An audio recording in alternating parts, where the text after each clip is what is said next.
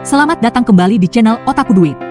Dalam video hari ini, kita akan melihat film aksi petualangan tahun 2008 berjudul The Mummy, Tomb of the Dragon Emperor.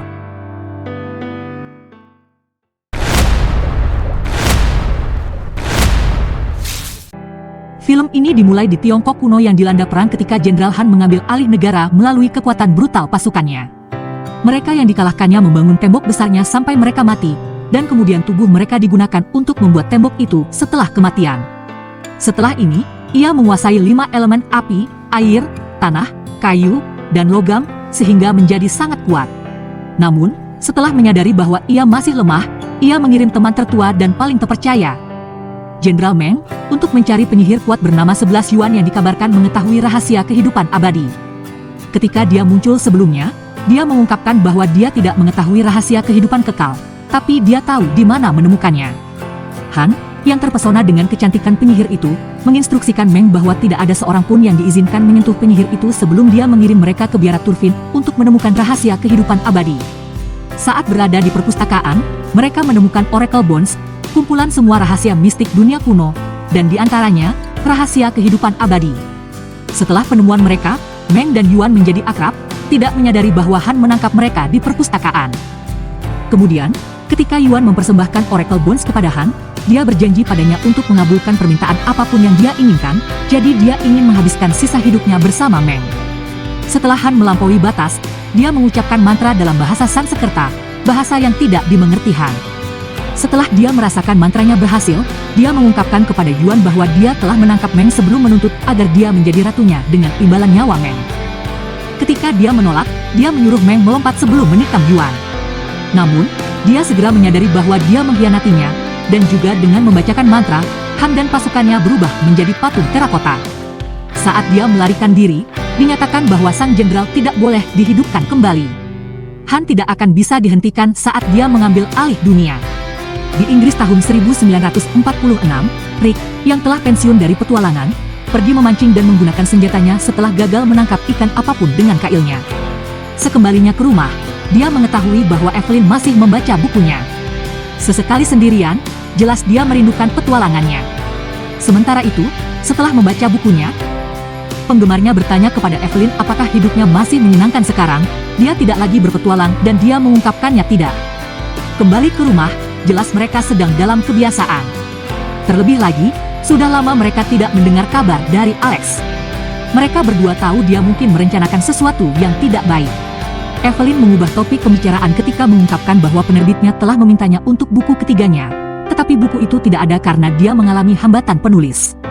Rick mencoba mengalihkan pikirannya dengan menawarinya malam untuk dikenang, tapi Evelyn menolaknya agar dia bisa fokus pada tulisannya. Sementara itu, di Nanxia, Tiongkok, Alex dan profesor arkeologinya, Roger Wilson, menggali sisi makam Kaisar Han untuk mencari Kaisar dan pasukannya. Wilson memberitahu Alex bahwa dia bangga padanya saat mereka menemukan pintu masuk ke makam.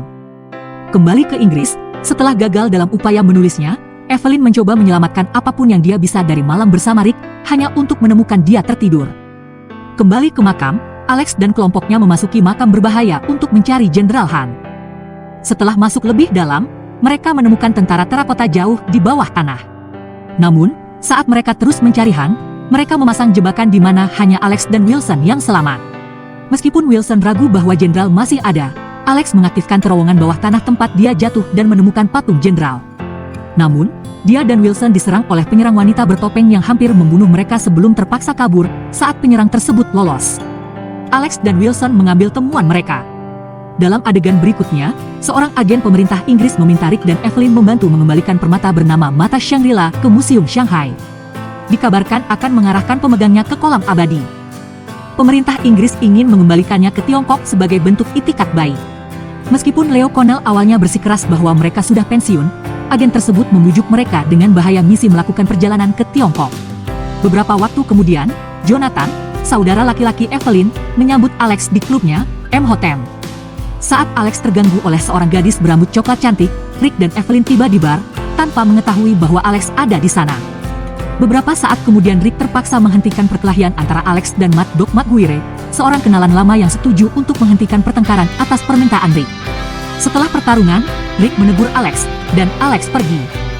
Evelyn tidak senang dengan keterampilan mengasuh anak dan mencoba membuat Rick lebih terlibat dalam kehidupan putranya sebelum mereka tumbuh terlalu jauh. Keesokan harinya, Kolonel Chai bergabung dengan jenderal yang di pos paramiliter di gurun pasir.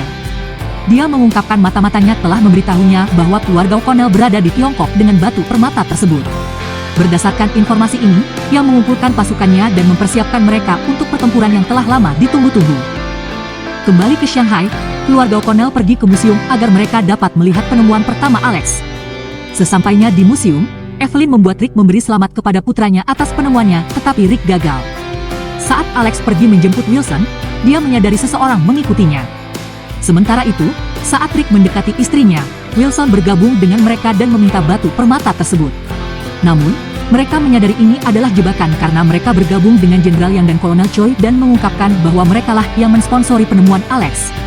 Mereka memaksa Evelyn untuk mengungkapkan bahwa mata hanya bisa dibuka dengan darah dari seseorang yang berhati murni. Mereka menjemputnya setelah dia menghalangi ketika Choi mencoba menembak Rick. Saat mereka memaksa Rick di bawah todongan senjata untuk membuka sarkofagus di dekatnya, tempat mereka yakin Han beristirahat, Alex dan Lin, penyerangnya dari makam sebelumnya, menyaksikan Choi memotong darah dari ujung jari Evelyn, yang mereka gunakan untuk mengaktifkan batu itu. Setelah Rick membuka sarkofagus, yang memerintahkan Wilson untuk membunuh Rick tetapi Alex dan Lin turun tangan. Sayangnya, dalam pertengkaran tersebut, batu permata tersebut menyentuh patung di dekatnya.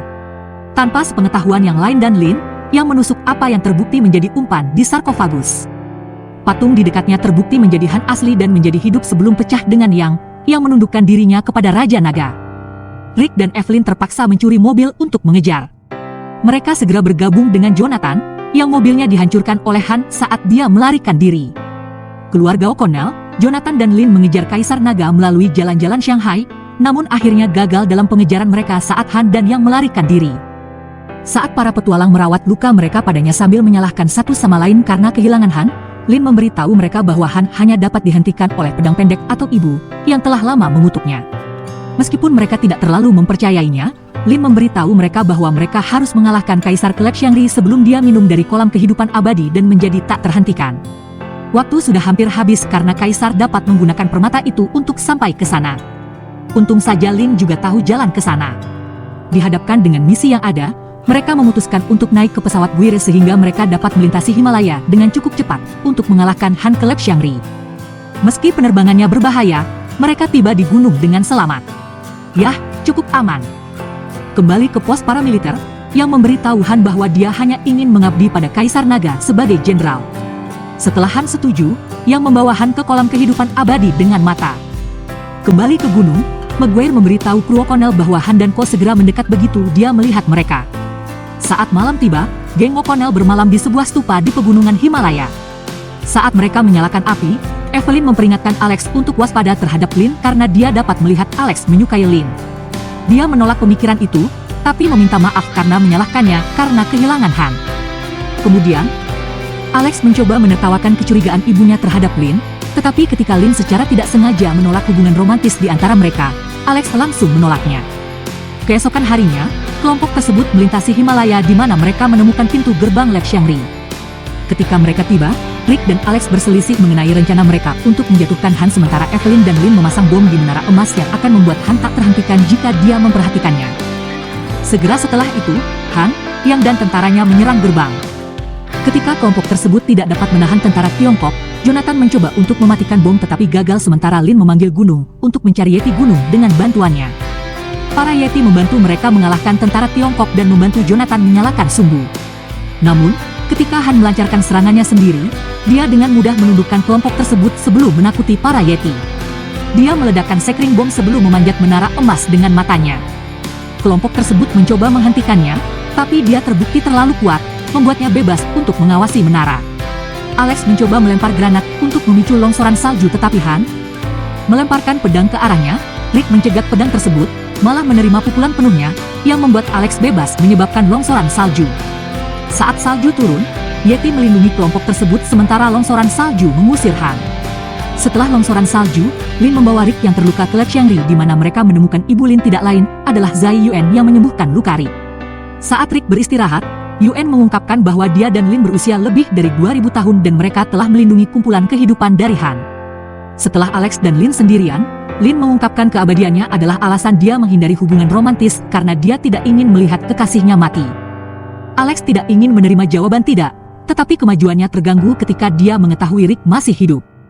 Ketika Alex berbicara dengan ayahnya, dia mengaku dia tidak bisa membayangkan dunia tanpa Rick dan ini akhirnya mempersatukan keluarga. Sementara itu, di kolam renang, saat Yuen meminta Lin untuk menyerahkan keabadiannya untuk tujuan yang dirahasiakan, Han menerobos ke dalam kolam dan mendapatkan keabadiannya sambil mencuri pedang terkutuk dari Yuen. Dia berubah menjadi naga berkepala 3 dan melancarkan kekacauan sebelum melarikan diri kembali ke makamnya untuk meningkatkan pasukannya sambil menculik Lin yang dia akui sebagai Putri Ming. Yang lain bangkit untuk sampai ke makam sebelum Han tinggal di pesawat Maguire.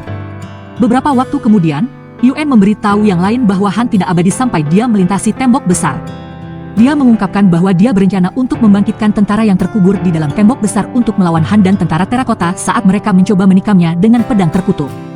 Kemudian, kelompok tersebut bertemu dengan Han saat dia membangkitkan pasukan terakota di makamnya. Saat ia menyatakan keinginannya untuk mengambil alih dunia, Yuen mengumpulkan pasukan di dalam tembok. Dipimpin oleh Jenderal Ming, mereka melawan pasukan terakota bersama dengan O'Connell. Sementara itu, saat Alex menyelamatkan Lin, Yuen melawan Han. Namun, ketika dia menyadari dia fana karena mantra untuk meningkatkan pasukannya, dia membunuhnya. Tanpa sepengetahuannya, dia mencuri pedang terkutuk darinya sebelum dia melemparkan tubuhnya. Saat pertempuran berlangsung, Maguire dan Jonathan memberikan bantuan udara dengan bantuan pesawat lain. Han menurunkan satu pesawat sebelum mundur ke tembok. Di tengah pertempuran, Lin menemukan ibunya yang terluka dan mengambil pedang di depannya dan mati. Rick dan Alex mengambil pedang dan mengejar Han sehingga mereka bisa menikam jantungnya. Sementara itu, di udara, Jonathan menjanjikan Maguire Imhotep jika dia bisa mengeluarkan mereka dari sini. Pada saat itu, mereka menjatuhkan bom udara ke Yang dan Cho. Sementara itu, di dalam tembok besar, Han mempengaruhi pertempuran dengan kekuatan kendali elemennya. Namun, dia diganggu oleh Rick dan Alex. Alex menusuknya dari belakang tetapi terluka parah. Saat Rick memeriksa Alex, Han melemparkan pedang ke arah Rick tetapi malah mematahkannya. Pada saat yang sama, Evelyn dan Lin membuang yang ke dalam roda gigi besar di dinding. Setelah melihat tuannya mati, Hoi bergabung dengannya dalam kematian. Dalam pertarungan terakhir, Rick menantang Han untuk melawannya seperti laki-laki, saat Alex menyelinap ke kolam penyembuhan. Saat Rick bisa bertarung tangan, Alex menikamnya dengan pecahan pedang dari belakang sementara Rick menikam jantungnya, mengirim Kaisar Naga kembali ke neraka bersama pasukannya. Setelah kejadian itu, Ming dan prajurit abadinya hancur dalam kemenangan di udara gurun. Di adegan terakhir, Imhotep jatuh ke dalam kepemilikan Maguire saat Alex berdansa dengan pacar barunya di klub. Setelah petualangan tersebut, kisah cinta Rick dan Evelyn tampaknya mendapat semangat baru juga. Dia tampaknya lebih suka menjalani petualangan daripada menulis tentangnya. Sementara itu, Jonathan, yang kini bodoh terhadap Tiongkok, meninggalkan Tiongkok untuk melakukan petualangan baru di Peru dengan mata Shangri-La di tangannya.